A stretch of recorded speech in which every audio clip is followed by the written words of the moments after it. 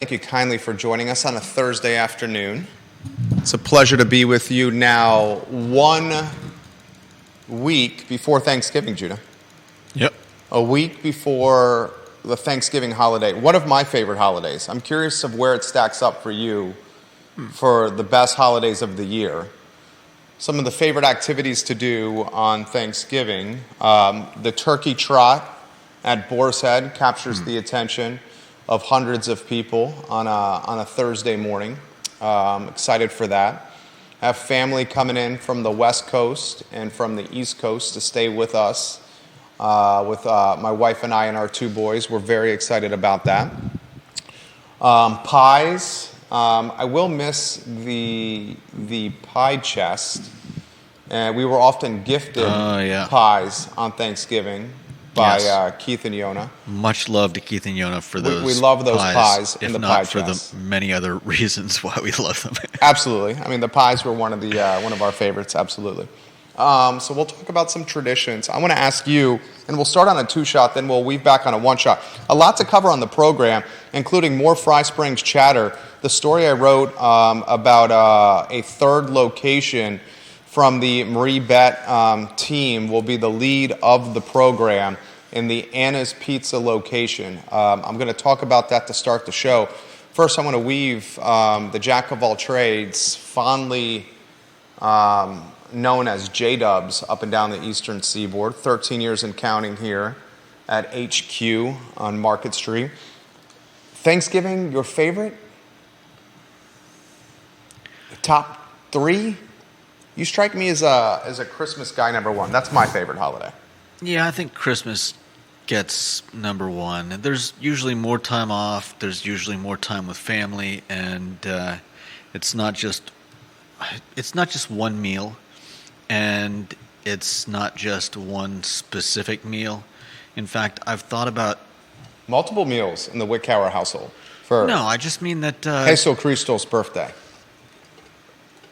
I just mean that there's no set specific outline for a Christmas dinner, and Thanksgiving is almost always exactly the same. So I've been toying with trying to add some different things, when I get together with family. I like it. Thanksgiving top 3 for me. I'll go clear cut. Christmas 1. Huge fan of the 4th of July. Proud American.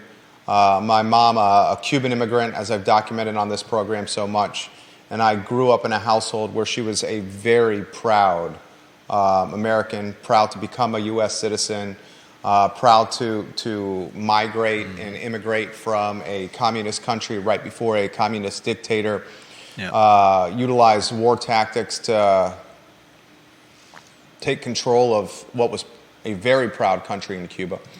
I'll go Christmas 1, 4th of July 2, Thanksgiving 3.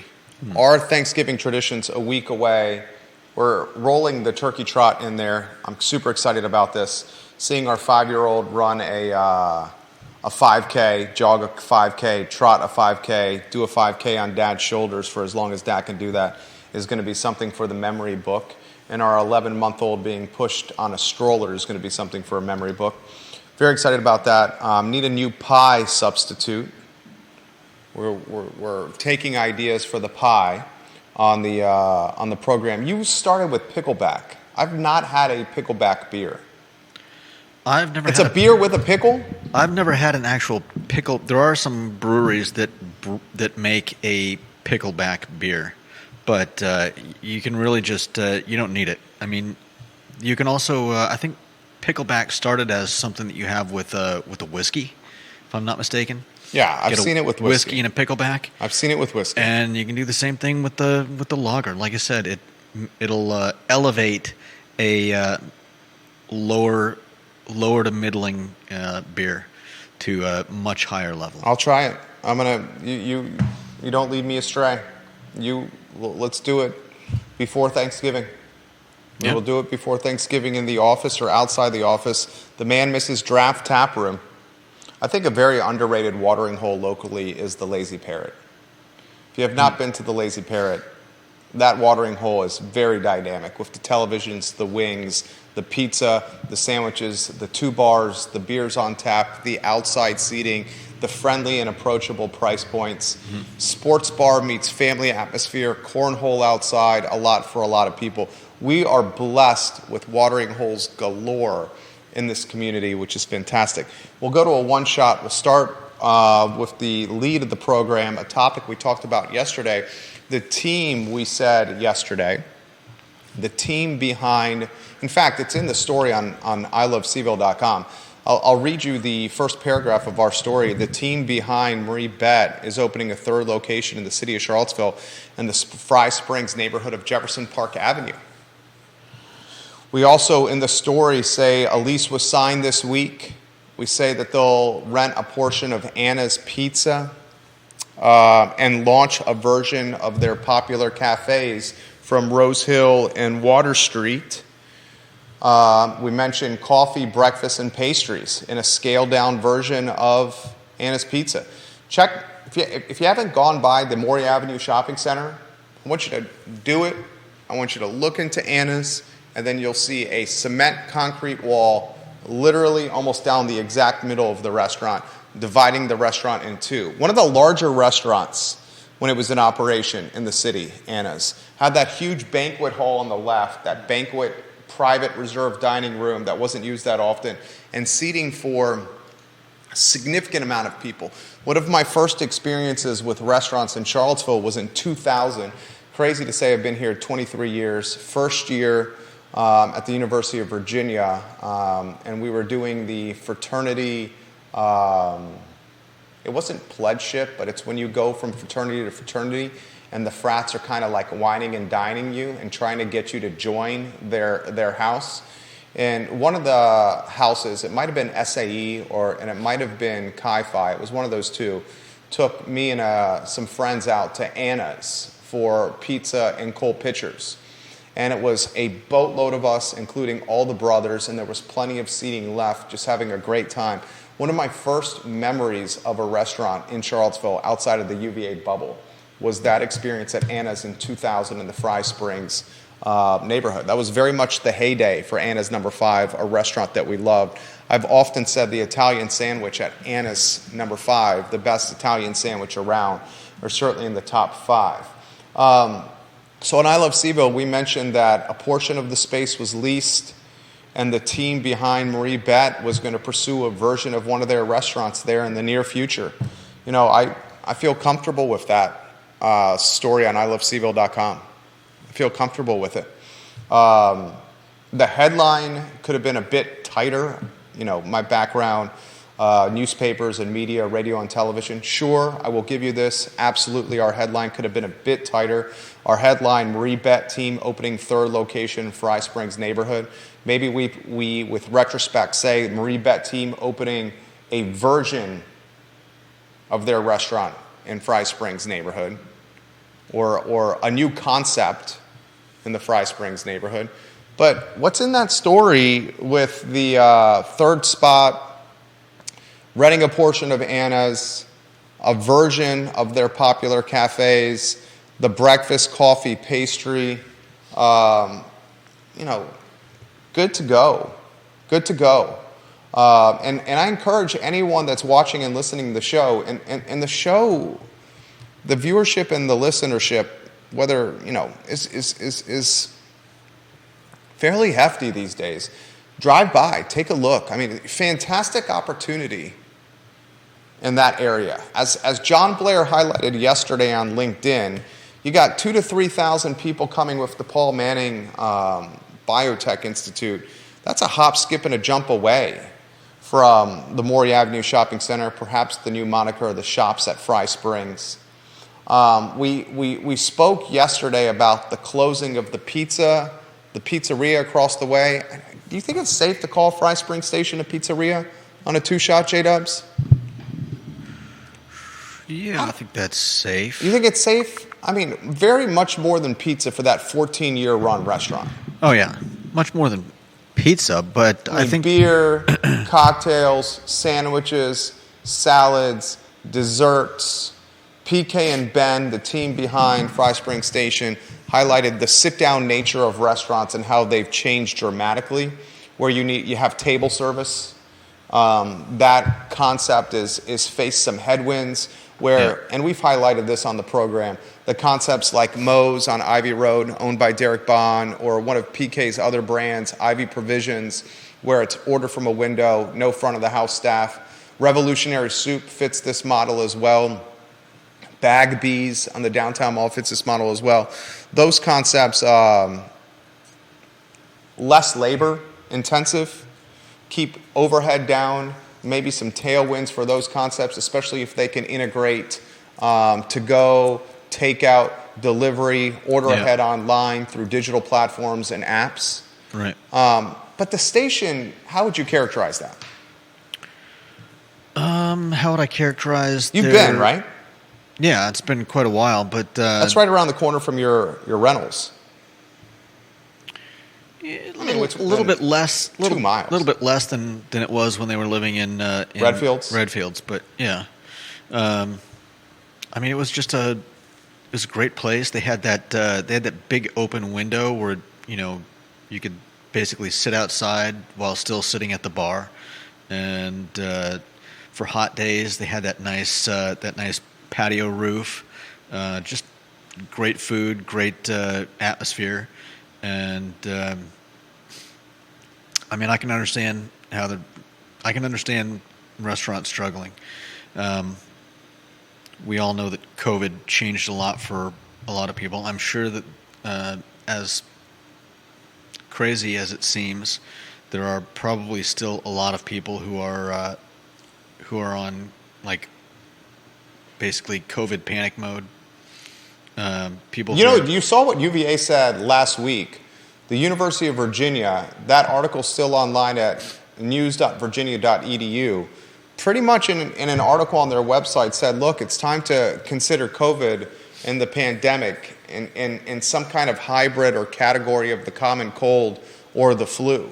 Yeah, I mean, I think we have to admit that it's not going anywhere, and it's also not a pandemic that's killing hundreds of thousands of people a week or month or even year anymore. But that doesn't change the fact that I think the damage has been done. And to the psyche, to social norms, to habitual behavior, the first 2 paragraphs from Jane Kelly's article, November 9th, 2023 on news.virginia.edu. The headline of the article, almost 4 years in, is it time to start treating COVID differently? The author writes, with the 2023 holiday season fast approaching, people are asking when they should start treating the coronavirus as a common illness to navigate, much like the flu or a cold. Yeah. And Dr. William Petrie, who's an expert on infectious diseases at UVA, said, quote, I think we are there now, end quote. You can find that story on news.virginia.edu. The behavior's been changed. Yeah, I think the damage has already been done, and there's not really a whole lot of there's not really much you can do to put the cat back in the bag. And it's not just the pandemic either. I mean, crushing debt. I know that Powell is acting like inflation's in check, but that usually just means that the inflation is going up at a lower but steady rate, and that's not helping anybody out here that's struggling. So there are a lot of people that probably, I think, tipping. I think there are a lot of people that feel more comfortable just going and grabbing something at a window, like you said with Moe's. You can just go, order, pick it up at a window. You don't really have to worry about feeling Obligated, yeah. Obligated for tipping a server. And so I think a lot of people are probably more comfortable, with that type of carry-out service. Experience. Price point's different, more affordable. Claire, attorney, welcome to the broadcast. Juan Sarmiento, we will see. whether a version does open in that storefront. You know, I'll stay with what I wrote there on ilovecville.com. Claire says we could also, in regards to the pie, we could also fast and donate the money we used to pay for a huge Thanksgiving spread to indigenous nations. And she said Fry Spring Station did elevate her Caesar salad game and says cheers to you and I. Claire, thank you for watching the program. Thank you for the direct message today. I'm curious what that would look like. What's that? I'm curious what that would look like. Which part? Donating money to indigenous people instead of having Thanksgiving? Or the Caesar salad game being elevated?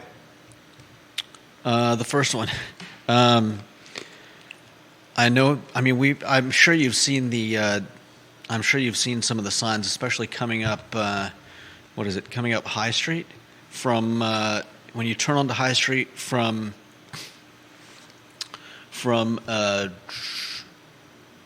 Freebridge? From Market. Okay. If you come across McIntyre onto Market, and you take that left going up the hill onto High Street, right at that corner there's a sign saying, you know, basically we stole land from what the Monacan Trail, the Monacan Indians. But that leads me to the question: are there any indigenous? Obviously, Charlottesville doesn't have a reservation. Where would you donate to indigenous people? I mean, there's organizations outside Charlottesville. Oh yeah, I'm sure there are. Charlottesville's not the entire world. No. But it was a fairly specific comment, and so I thought I'd ask. Claire, that's a great question right there from J Dubs, from Judah B. Wickhauer. Viewers and listeners, your thoughts on anything we're covering right now. We'll relay them live on air on the program. We talked about Anna's being subdivided, and I very much encourage you guys to look at this. I think it's a fantastic location for a restaurant. Fantastic location for what's to come. I think Fry Spring Station across the way will garner and is already garnering interest. That restaurant's set up beautifully with the alfresco indoor, outdoor, outside bar, inside bar, and the walkability with that restaurant. So you think it'll be a fast turnaround? I didn't say that. I said I think it would. I know it's garnering interest now. I know for a fact it's garnering interest now. Mm-hmm. I think it will continue to garner interest. I think there are headwinds when it comes to potentially taking over restaurants. We've already highlighted the labor and the cost of goods. Well, then maybe a good question is, what would people like to see there? I think that's a great question. I think that spot would make a great brewery. Yeah. I think it would make an open kitchen. I mean, a fantastic micro brewery or satellite beer experience for one of the brands on Nelson on 151. And they could serve food too, because it's got they almost have to. Obviously a great kitchen. Jason Howard, many people bought smokers, air fryers, grills, and other kitchen appliances over the pandemic. Yeah. Some people's eating patterns just shifted. They're not anti-restaurant. They just enjoy eating at home. Also, I feel like there are more food trucks than ever. Lots of breweries and wineries having a different truck or trucks every weekend. More ways to spend your entertainment dollar than traditional brick-and-mortar restaurants. Claire's going to send you a link or put it in the comment section for opportunities to donate to indigenous folks. Lisa Costello on Cherry Avenue said, many who identify as Native American are now often a mix, like many of us in America, especially on the East Coast. Brenda Kovaric, welcome to the program. The topic of today's show was what we wrote on ilovecville.com with the restaurants coming and going to the Fry Springs area. And as I started the program, I will stick with the team behind the beloved cafe and bakery, Marie Bette, eventually opening a location, not a third MB, but a third restaurant in that shopping center. And if that does not happen, I will be the first to say otherwise. What do you mean not a third Marie Bette? It's going to be a concept that is work in progress. Okay, so possibly a separate menu. Concept that's a work in progress.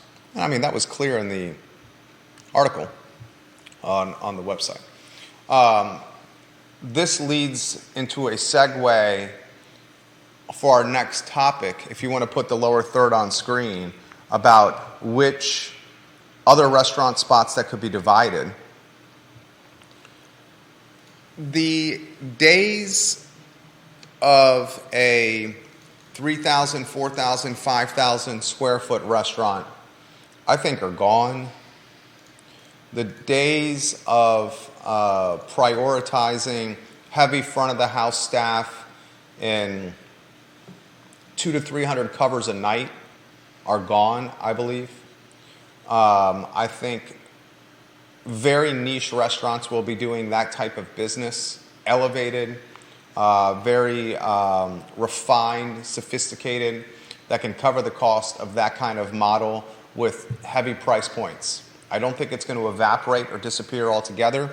We will still potentially see some, tablecloth and cloth napkin and fine dining out there, but the levels right below that, the levels between window pickup or quick serve and fast casual and fine dining, that's where you'll see some shrinkage or the most innovation have to happen. And I think the days of a 3,000, 4,000, 5,000, 6,000 square foot restaurant are behind us. Other restaurants that I see with subdivision potential, and we saw this with Wilson Ritchie with the Downtown Grill. Wilson purchased that building. That's the building where the Bevadero is currently housed, where Rockfish Beer is housed, and he's got office space on the second floor. Wilson, on the DL, has acquired a couple of marquee properties on the downtown mall. Not only that building, which I just referenced, but the Cafe Frank building, where his restaurant is located. But he was intelligent, and this is something we highlighted before the transition and the transaction was made, before he bought the building. We talked about during COVID on this show that the downtown grill space needed to be chopped up. And it was eventually chopped up into two different food and beverage, Bevadero's food and beverage, Rockfish straight beer, only beverage. But two different restaurants or F&B type concepts. I think you'll see the same for the Wild Wing Cafe building. I think you will see the same. You already saw it for the Anna's Pizza location. Go look at it. It's diced right down the middle. The two spots that are left, much more manageable from an overhead. You're charged on a price per square foot. I think the opportunity to do a F&B business that prioritizes digital apps, third-party delivery, takeout, order ahead in a small space, that is something that we need to follow. What Luce is doing out of that window on the downtown mall, have you been there yet? I've just walked by it. The Luce concept is brilliant. I wanted something like that. But you should try it this week. I should. After work. Get some pasta to go. Yeah. Seriously, I think you would love it. And I think you'd have food for the next day. Oh, yeah. I really do. We had something like that in Old Port, Maine, decades ago. And it was great. I mean, you could go get pasta to go and be in and out in probably... if the place wasn't bumping, you could probably be in and out in just over 5 minutes. Deep Throat on Twitter, he's one of our top 5 commenters, says this in a DM. It sounds like your view, Jerry and Judah, of the restaurant business is like what is happening with office space. Super sexy Class A office space is holding up well. Small service office space, we're in the executive office space game. This is what we do professionally. Is also doing well, but office space in the big B and C categories are getting crushed, 100%. Fantastic comparison right there from the cosmopolitan, world-traveled, and well-negotiated and seasoned Deep Throat on Twitter through a DM. That's 100% right. Food trucks, quick serve, fast casual, order from a window and pick up the food yourself. that stratosphere of F&B humming and doing well. Talk to Mose and Derek Bond. He's seen an uptick in business on Ivy Road. Ivy Provisions, humming, doing well. Wayside, fried chicken, humming and doing well. The top stratosphere of restaurants, table service, the experience, fine dining, heavy front of the house staff. The food is phenomenal, sophisticated with its ambiance. Black Cow Chop House, for example. Daniel Kaufman's got that restaurant crushing. That restaurant is absolutely crushing right now. Fleury, Brian Hellenberg. Fleury, doing very well. That level, the sexy Class A office space, the comparison with the office, crushing. The middle, where you need labor, and you're looking at somewhere between $12 and $18, $19, $20 a head, and you're still doing table service with staff, and you have to turn tables and turn covers for volume, that's feeling the pinch. Because that consumer either is strapped financially with credit cards or student loan debt, or has had their social habits change coming out of the pandemic, as Judah indicated, and they don't want to eat perhaps around strangers, or they prefer to order to go through an app or have the app deliver the food to them. Yeah, I mean... When's the last time you've done it except for Sunday with your after church with your family? What, the last time I've done... Table service, restaurant, sat down, dropped between $15 and $25. Except for after Sunday. I know Sundays are important for you and your family for lunch. Yeah, I rarely go out and go sit down. I mean, I've usually got Liza with me, and so for me it's when we have beautiful weather like today, I'd say typically it's probably me going to like Guadalajara, sitting out on the patio and enjoying some tacos. Let's bang it. Yeah. Multiple folks highlighting Fleury right now. Grayson, watching the program, says Fleury is an anniversary and special occasion favorite for his household. No doubt. Deep Throat saying very much the same. Check out what Brian's doing at that restaurant. A+ work. Jason Howard on Rio Road, when Aldi went into the old Fresh Market spot, they chopped that up, maybe half the space for that grocery store. I mean, even Wegmans hasn't opened its restaurant on 5th Street since COVID. Yeah. Wegmans, would you say, viewers and listeners, of all the grocery stores in Central Virginia, a 300,000 person market, wouldn't we say that Wegmans probably does the most gross revenue? What does more gross revenue than Wegmans from a grocery store in this area? Maybe you make an argument for Costco? I don't shop at either one. Maybe on a regular Costco? basis. Who would challenge Wegmans' gross revenue from a grocery sales standpoint? Maybe Costco, because of the cost of bulk purchasing. Are you talking about a singular spot? I'm talking an individual goes into the grocery store, spends money at the grocery, puts stuff in a cart, and leaves and checks out the monetary amount per shopper. It's either Costco or Wegmans. Wegmans has got obscene foot traffic, right? Obscene foot traffic, and still they haven't chosen to open that restaurant and their grocery store. It's a hodgepodge of storage and a meeting place for their employee and their employees and their staff. If you look through those curtains when you go through Wegmans, it's often very cluttered and messy looking. It's almost turned into like a proverbial break room. Let's go to LinkedIn. John Blair says there is not a bowl concept restaurant in that area. My guess is that such a restaurant would do very, very well. By the way, per 23andMe, I am 4% Native American. Interesting. Very interesting there, John Blair. I mentioned this live on air. Thank you for watching the program. I mean, seriously, take a look at Have you been to Wegmans recently? Not in quite a while. Gosh, you are very much an anomaly, my friend. I respect that about you. It's on the other side of. You don't frequent a It's on very the other beloved grocery store, and not many. I'd have to drive across town, like all the way across town. You did see Wawa gas price recently, right? Wawa and Pantops below $3 a gallon. $2.99. Nice. Gas is dropping.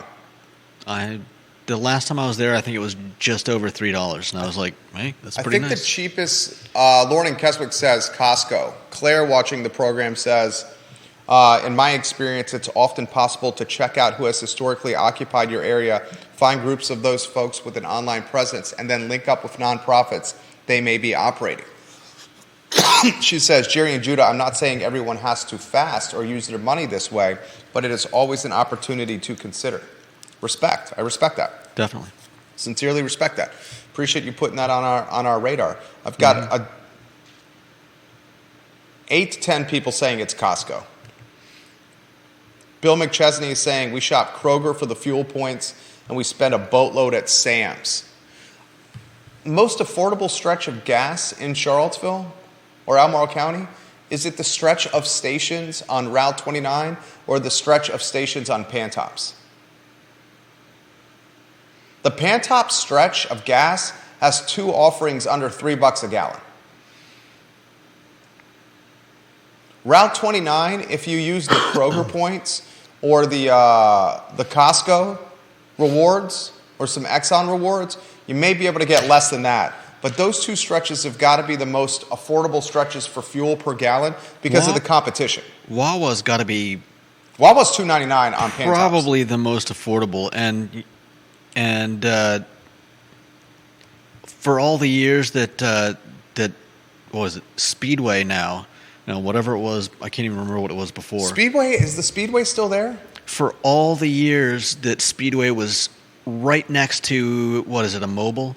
That's a Tiger Fuel with the Wendy's in it on Pantops. They never had a problem, but they took the tanks out. Not what, 4 or 5 months after Wawa came in, Speedway got rid of their tanks. Like, I don't know why anyone would even stop there unless they really love their cooking all day hot dogs. Well, put the I Love CVille notebook with Jerry and Judah lower third on there if you could, please, sir. Thank you kindly. Why did you go to the Speedway? Strictly for the gas? That's the gas station on the base of Free Bridge, the bottom of Pantops. Their tanks now removed. Judah making a direct correlation to Wawa competition, yanking the tanks, creating so much competition that the tanks were removed from the Speedway. The Exxon he references next to the Wawa on Pantops, where a Wendy's is located inside. Yeah. That's a Tiger Fuel market, Tiger Fuel. Tiger Fuel, because, and I love what Tiger Fuel does. I love the Keswick sandwich. I love what the Suttons do, locally owned and operated. They're constantly donating to charity. They're absolutely fantastic. A great locally owned business. I don't think they have a food market at that one. There's not one where you can order food like at Bel Air, right, but there's pre-made subs. There's pre-made subs there you can purchase. I never get pre-made subs. What's wrong with the pre-made subs? You're too bougie for the pre-made subs? Is Jamie Turner watching? Should I say undoubtedly here, Jamie? I think my problem undoubtedly you don't get the pre-made subs? I think my problem is do they have pre-made Ednams? Really? They have pre-made of all the sandwiches. Wrapped in cellophane in kind of like a cool tank, like a al fresco fridge, if you may. Made usually the day of. But I guess my point is this. Wawa is straight up using gas, I think, as a loss leader. Because I'm sure they probably are. Loss leader. They're getting people in there to buy the F&B. The F&B, the lottery, the beer, is it MTO at Wawa or is it made to order sheets? Wawa definitely makes food to order. No, I know, but there's a moniker for MTO. Is the MTO sheets? I think that's sheets because I've never seen anything like that. All right, so MTO is sheets. I know Wawa makes them to order as well. Their cash money, their margin is when you go inside and you're dropping ducats on the Lotto, on the Cigs, on the lung butter sticks, They've on the got 12-ounce curls, genuinely and the subs. good stuff, though. The subs are good. The subs cannot compare to what Tiger Fuel's doing. No, they're not that. The delicious French baguette with the crunchy cracker outside and the soft bready inside on a Keswick or any of those subs, the Suttons have got that down. I don't really like that bread. You don't like the French baguette? The French It's like- baguette it's holds like, itself. I feel like I'm a caveman, like ripping into a haunch of a woolly mammoth. Jeez It's like Louise. trying to rip off a bite from those sandwiches is a chore. Hey, thank you, Claire. Thank you, Agnes Arrington, MTO Sheets. Thank you, Claire. Aaron King says cheap smokes at Wawa as well. You feel like you're a caveman chewing into the crunchy, crackery outer layer French baguette with the soft, buttery inside layer?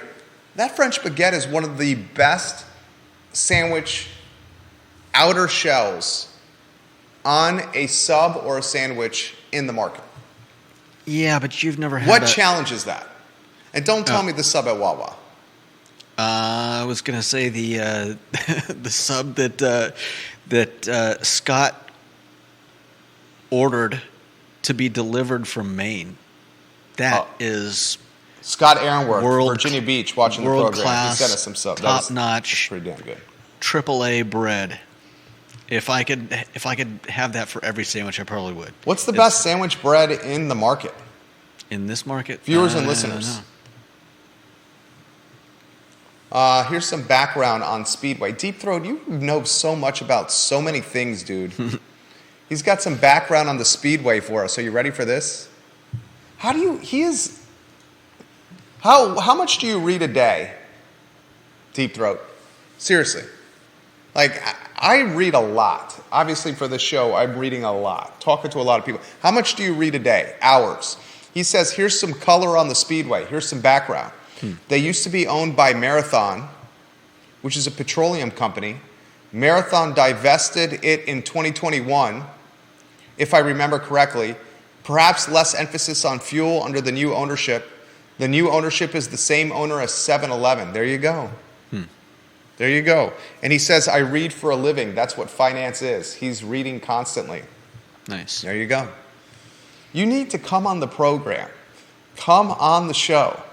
Let's go to Ginny Who on Twitter. Andrew watching on Twitter. Thank you, Andrew, for watching the program on Twitter. Glorioski watching the program on Twitter. Thank you kindly for watching.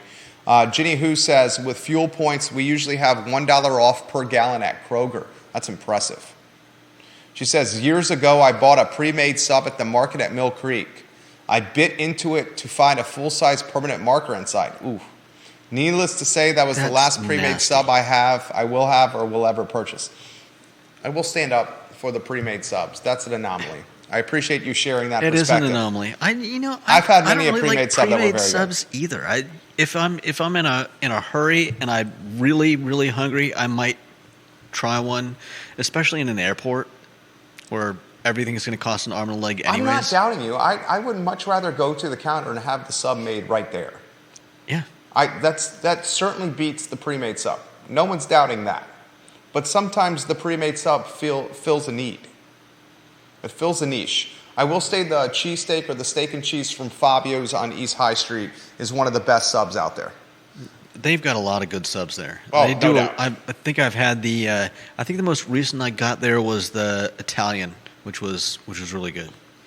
But I've had the others as well. And Juan Sarmiento says the Martin's potato roll is, for his money, the best bread for any sandwich possible. It's hard to argue against the Martins. That is great bread. That is damn good bread. It's hard to argue against the Martins. No doubt. Jason Howard, Wegmans pre-made sandwiches are great. I like the Euro, lettuce, tomato, prosciutto, cheese, pesto mayo on a fresh French bread. I will say from Wegmans' standpoint, if you're talking subs, the Danny's sub or the Danny's favorite. Have you had a Danny's favorite at Wegmans? Judah. Tell me what's on it. The Danny's favorite at Wegmans is a fantastic sub. Viewers and listeners, have you had the Danny's favorite? It is a fantastic sub. Bill McChesney asks a question to Deep Throat. Does Speedway have skill games? You know, the gambling machines? Oh, I've never seen them there. I don't think I see them there. In fact, the skill games are now, I believe, banned. They have now initiated a ban on the skill games. Statewide or? Statewide. In Virginia? Yeah. Wow. The skill games were a relief effort during COVID to generate taxable revenue during the pandemic, incremental new form of taxes. Now with the pandemic behind us, they have been banned. Take a look. Ethan Long, Jason Howard, welcome to the program. Thank you kindly for watching the show. The Italian sub at Anna's, it all circles back to Anna's. The Italian sub at Anna's, when they were making that sub, was my favorite sub in town. Ivy Provisions circles back to PK. Ivy Provisions has got some damn good subs. If you had the cheesesteak sub at Riverside Lunch, have you had that? I have a hard time getting. I have a hard time getting anything other than a cheeseburger when I go there. I mean, come on. It's like anyone, direct message Judah, take them out on the town. Please, the cheese, you would love it. Feed me. You love food. Yeah. You have a obscenely fantastic and impressive metabolism. Well. Oh, come on. Stand up for your admirers over there. You're a lean, mean fight machine. And if you want to see this man climb anything, like a hill or a rock or a mountain, or get on top of a desk to change a light bulb, he's got the balance of a billy goat. Will you climb on a desk? Are you on the studio camera? I don't know if that's still true, though. Are you on the studio camera? Oh, you're on your one shot? Studio camera? No, I want to be on the studio camera. Climb the desk and show him your balance. Climb the desk? You don't have to if you don't want to. I'm not going to climb the desk. All right, well, you have the balance of a billy goat. Jeez, I'm looking at the two shot. It's just your maroon sweater on the... I like it. I like it a lot right there, J-Dubs. All right, let's go to the next headline. Natalie Oschrin. Put the Natalie Oschrin headline on screen if you could.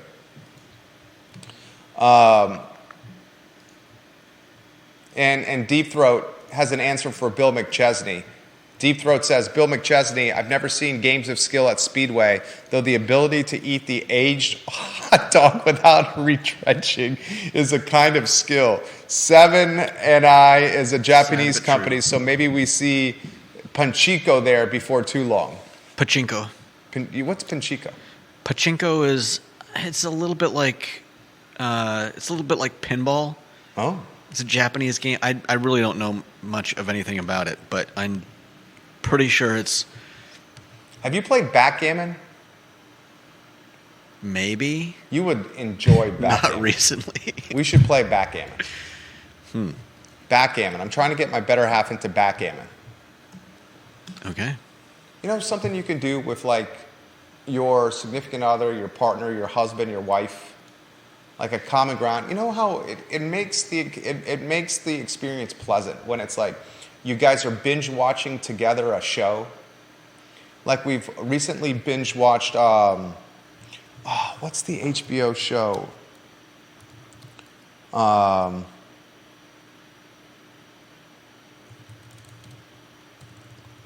my gosh, I can't believe we're drawing a blank on this. Jerry draws a blank. See, it doesn't just happen to me. I know. It's rare that it happens. Gilded Age. The Gilded Age on HBO Max. If you have HBO Max access, watch The Gilded Age. It is excellent. It is an excellent show about Manhattan in the late 1800s. You guys very much would like that. The mayor of McIntyre says the best sub in the county is the corner store in North Garden. Dude, Bill McChesney, that is one of your best comments yet. Have you been to the corner store in North Garden? It's at the Crossroads store. Oh, yeah. You've been there? Yeah, not recently, but I've been there. The gas station? Mm-hmm. You know what I'm talking about? Yeah. Across from Pippin Hill. Didn't they have like a big like fudge section? Oh, yeah. Yeah. There you go. You've been there. Nice. Yeah, I've been there. Nice. They also had a deer head, and a deer head. They had a mounted deer head up above the where you paid for your gas, and my friend donated a pair of glasses and a hat so that the buck was styling. Oh, your friend donated his personal hat and glasses to the mounted deer head at the corner store in North Garden.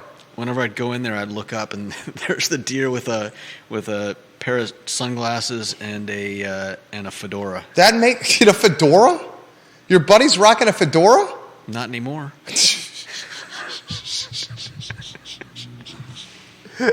Could he pull the fedora off? That's not an easy hat to pull off. People are tuning into the program and seeing Councilor Natalie Oschrin making impact already, and we're talking about fedoras over here. Yeah. I think Natalie Oschrin can pull off a fedora. We're going to get to Natalie here in a matter of moments. Her term starts on January 1. But what you're talking about makes me nostalgic of Jack Brown's. And in Jack Brown's, routinely you will see women's underwear hanging from the ceiling as patrons have donated their brassieres to the aesthetic of Jack Brown's. I've seen a handful of customers and or friends remove their bras and put them on hanging from the ceiling of Jack Brown's on the downtown mall. How do they hang them from the ceiling? There's like, what do you call the stuff? What do you call the stuff that's not flair, not merch, aesthetic, design, decoration, hanging from Jack Brown's, and you will literally go in there, you'll see bras. You literally, the places this show goes. I'm still curious how they hang them there. They throw them up and they hang from what's hanging from the ceiling. So they've got a bunch of hooks? They got stuff on the ceiling. Like it's like a motley crew of decoration and design in there. All right. That's what is their aesthetic. Yeah. I have been there. I think you would very much like that. Marquise Johnson, you're 100%. Thank you for holding me accountable, Marquise Johnson. Councilor-elect, to be correct. You're 100% right. Her term starts on January 1, Marquise Johnson. Always welcome you are, Marquise Johnson, on this program. You know I sincerely mean that, sir. You know I sincerely mean that. He and I used to work together in the television business, Marquise Johnson and I, right down the street. I was going to go on the Crossroads store, and then I'm going to go to Natalie Oschrin. Natalie Oschrin speaking before the Planning Commission meeting. Natalie Oschrin, this is what I think we can expect from Natalie Oschrin. She is one of the youngest councilors we have had in a very long time. Michael Payne is pretty young, too. Michael Payne is who Judah Wickower thinks is going to be elected for nominated mayor. I guess he would be elected. The 5 councilors pick who the mayor is, vote. So technically that's an election, nomination election. When do you think Michael Payne was born? When do I think Michael? Let's see. I would say. Do you want me to put an over-under on there for you? You're asking what year? Do you want me to put an over-under for you of his age? No, I think I would guess, let's say,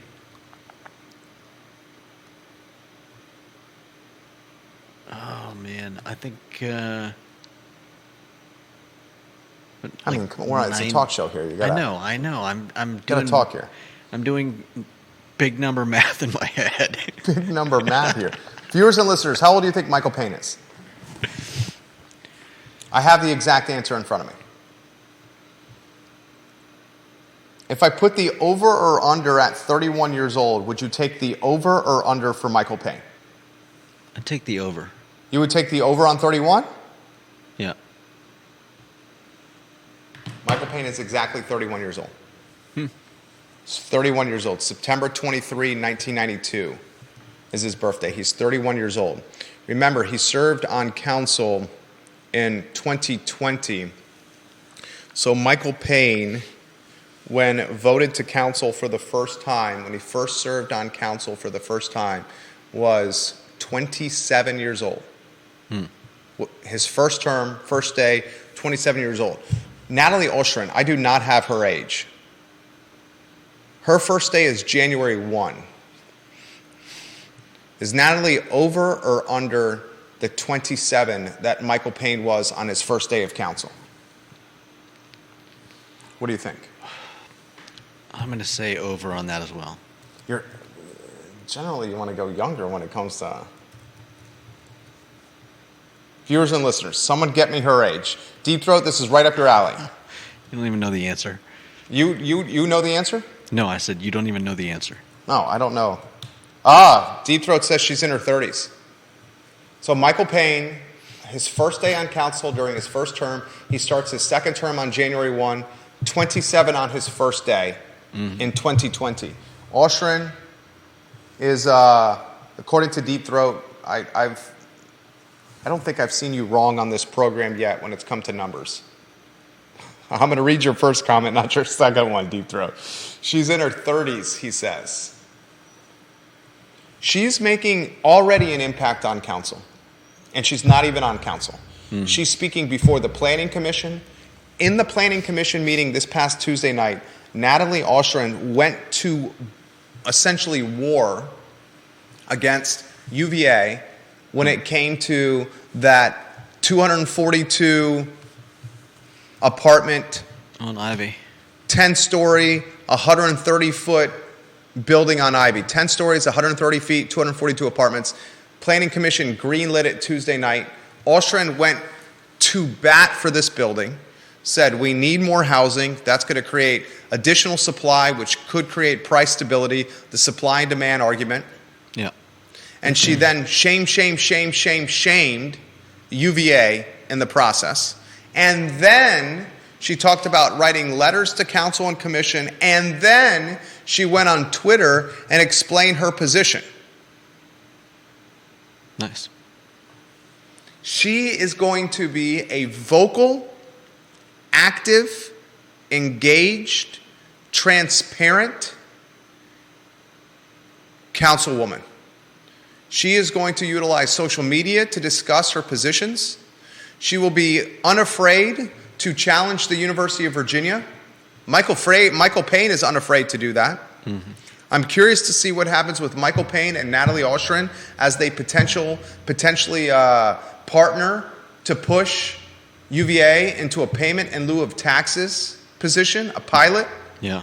Anyone who watches this program knows UVA buys a lot of real estate, removes it from the tax rolls, and shifts the burden onto us as homeowners or renters or taxpayers, property owners, car owners, business owners.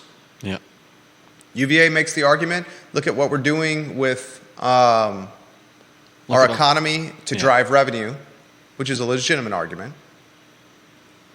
Yeah. What? That's a legitimate argument. I'm not saying it's not legitimate. I'm just saying it's a legitimate argument, but that still doesn't absolve them of the tax burden they're foisting on the rest of us. Marquise Johnson, I don't. Give me some more clarity here. Marquise Johnson challenging Deep Throat on Facebook here. How are you? What are you challenging Deep Throat specifically here? Marquise Johnson says she's against the projects you want to see here, Jerry. By projects, she means building. He means buildings. She's challenging you. He also says you don't like these buildings being built. No, I'm not switching my tune about that building, Marquise Johnson. I do not think a 10-story, 130-foot tall building with 242 apartments for housing for 600 people, built on barely over an acre on Ivy Road in the Truist Bank location, is a good project. The developers said literally in their proposals that very few people are going to drive that live in this building. I find that to be hogwash. I was having a conversation this morning with a realtor, and we talked about this project, and we both agreed that the folks that were going to be living in this building would most likely have a car. UVA students have cars. Have you guys seen some of the vehicles, some of the whips the University of Virginia students are driving around town? These are bougie cars. Very bougie cars. Marquise, I'm very willing to pass along your challenge of Deep Throat in the capacity that you are willing to challenge him.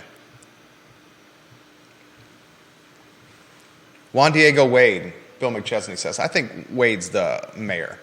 I think he's the mayor here. I guess my point on Oschrin, before I get onto some of these other topics, is I think we're going to see an extremely active and transparent and engaged councilwoman who relays to the community what she's thinking when it comes to policy and her votes. I think we're going to see it on social media. I think we're going to see her on Twitter. And I think we're going to see her incredibly pro-housing, incredibly pro-supply of housing, creating additional supply. I think we're going to see her challenging the University of Virginia. Mm-hmm. I think we're going to see her challenging the old guard, the OG. Deep Throat says this to Marquise Johnson. Let me point out something about that building, guys. Valerie Long said it will pay $900,000 a year in taxes. Assessments always a little below fair value, so call this a $100 million valuation. 30% of rent goes to expenses. That's a cap rate of 6% on the net. $3,750 a month per rent for those apartments. That's not cheap. $3,750 for how many bedrooms? $3,750 Does it even per matter? month. It's not going to be a one bedroom. It cannot be a one bedroom at that price. But that's not cheap. I'll give you that, and this is a finance guy talking. And I read... It's not just not cheap, that's expensive. I read the same article he's referencing in the Daily Progress. Valerie Long, an incredibly talented attorney. Someone give Valerie props that's watching this program. Let her know we're giving her props. We give her props a lot on this program. Okay, Marquise, I'll get to your comments. I'll pass along your comments to Deep Throat here in a matter of moments. Vanessa Parkle says maybe Natalie will be the new mayor. Wow. That would be something. Could be. I think Juan Diego Wade's in the driver's seat. JDW. He's voting major pain. We got a bottle of booze on it, a $50 bottle or below. You can't go bottom shelf with a plastic bottle for the $7.50. We should caveat the bet. It should be a glass bottle. You really think I would buy a plastic bottle of bourbon? All right, I would not do that. I wouldn't accuse you of it either. Okay, thank you. Deep Throat says, and this is from the article in the Daily Progress, I read it as well. Valerie Long, the attorney who's representing the developers, RMD Properties with the Winston-Salem mailing address on the GIS. She said in the Planning Commission meeting that actually Deep Throat probably, in fact, I know for a fact, he streamed the Planning Commission meeting in real time, and that's how I got this information. I got this information from the article. Valerie Long said it will pay $900,000 a year in taxes. $900,000 per year in taxes for that building. I believe the yearly tax base was significantly under $100K right now. I want to say it was between $20,000 and $30,000 if memory serves correct. $900,000 a year when that building is done, she says. The assessment's always a little below fair market value. So it's safe to say that building, when finished, will have a $100 million valuation. 30% of that rent goes to expenses. So the cap rate of 6% on the net, which means $3,750 per month per apartment. And it's right, $22,000 now is the monthly, $22,000 now is the yearly taxes. So my memory was correct there. Yearly taxes in the $22,000 vicinity. $3,750 a month per apartment. Everyone else that's watching and listening to this Fine and Fair talk show, I want you to know what $3,750 a month in rent is going to do. It's going to increase the rent of every other apartment in Charlottesville or Albemarle County. When these apartment towers come to market, another one is coming right on JPA, the corner of JPA and Emmett in Stadium. It's called the Verve. When these apartment towers come to market, they will come to market at Georgetown, Park Slope, Upper East Side price points. And when they come to market in Charlottesville at Georgetown, Park Slope, Upper East Side monthly rents, the rental market will be taken with it. It's called comps and comparables. You thought Dairy Market was expensive? Or those apartments on West Main Street were expensive? Or those towers on West Main Street were expensive? Wait till you see this. That's why I've said many times I've said many times that the upzoning is not going to be the affordability that everyone's talking. Marquis says Natalie for mayor. He says slow your roll a bit, Deep Throat. And Marquis says I'm not challenging him. I'm just saying she is 35, 36, friendly competition. I was saying in her 30s is not a definite answer. I was saying 35 years old. Little sparring. We like sparring from you, Marquis. We like that sparring. Jeez Louise, this comment from the mayor of McIntyre. The Planning Commission and the council say vertical erections are the best thing for affordability. So why not? He genuinely used the vertical erections comment when talking about housing. I did a triple take when reading that one. Judah gets a chuckle out of that. He's talking about apartment towers there. Apartment towers, you sicko. Oh, childish behavior. Oh, man. We never. There's a little bit of boyish immaturity in every male. Us Whitcowers never really grow up. Same for the Millers. It has to be said. Same for the Millers. All right, a couple more topics, and then we'll close the program. Northrop Grumman, more information on the $200 million invested into Waynesboro, Judah? They're going to be fully staffed if you want to put the first lower third about Northrop Grumman on and then rotate it with the second. Northrop Grumman says it's going to be fully staffed in Waynesboro by 2028. 331 hires, an average salary of $94,000 per staff member at the Waynesboro headquarters. They will be fully staffed by 2028, 331 people, average salary, everyone in the headquarters, $94,000 with yearly bonuses and incremental raises. That is going to change the dynamic and landscape of not just Waynesboro, but the surrounding areas. Mark it down.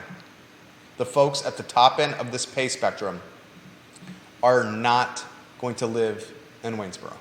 They will mostly commute from somewhere in Crozet and drive across the mountain. Mark it down. Or those apartments that are going up on the corner of... That was good. Or the apartments and the Truist Bank site. Somebody's got it. I don't know anyone in Charlottesville that can afford them. That was funny, Judah. That was funny. That was absolutely very funny. I think you're on point with you.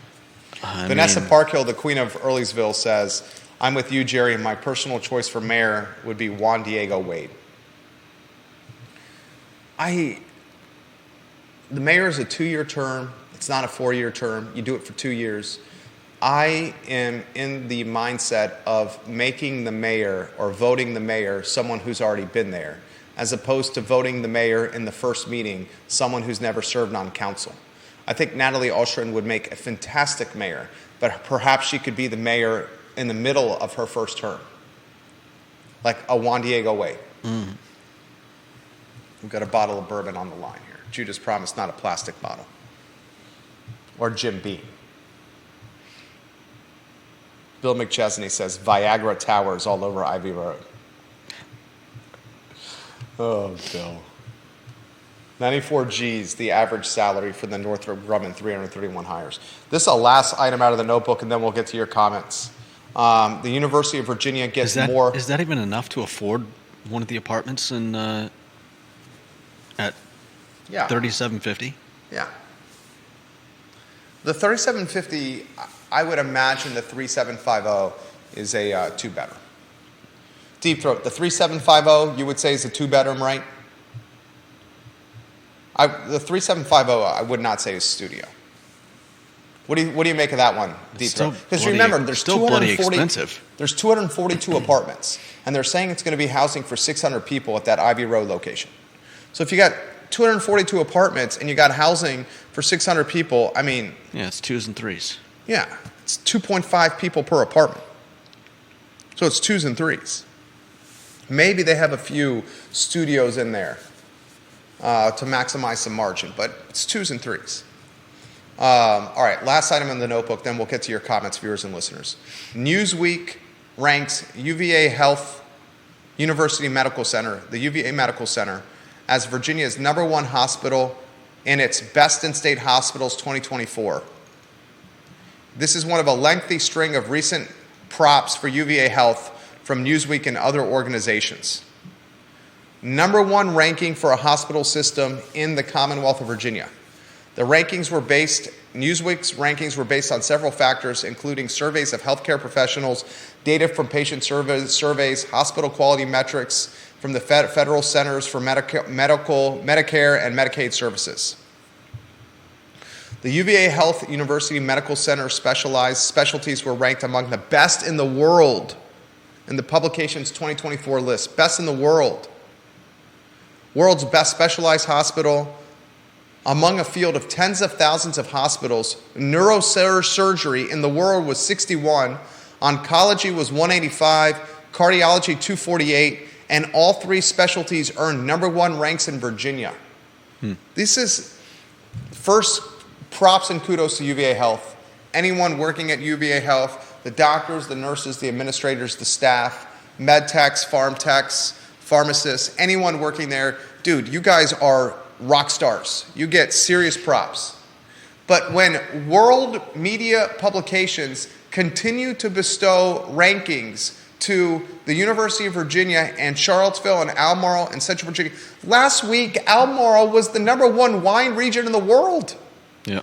Last week Albemarle County wine enthusiast called the #1 wine region in the world Albemarle County. This week Newsweek is calling UVA Health #1 in Virginia by far and one of the best in the world. This has an impact on population. My parents, they chose to move from our home in Williamsburg to where they are now, in part because of a hospital system. You hear that? Because of a hospital system. Bananas. Congratulations, University of Virginia. Anything you want to add?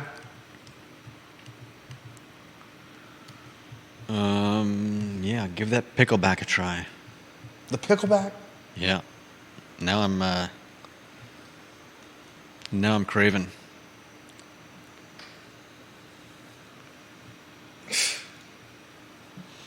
All right, that's the Thursday edition of the show. Thank you kindly for joining us. We very much enjoy connecting with you guys through the I Love CVille Network. For Judah, I'm Jerry, and this is the Thursday edition of the program. We'll see you tomorrow, guys, at 12:30.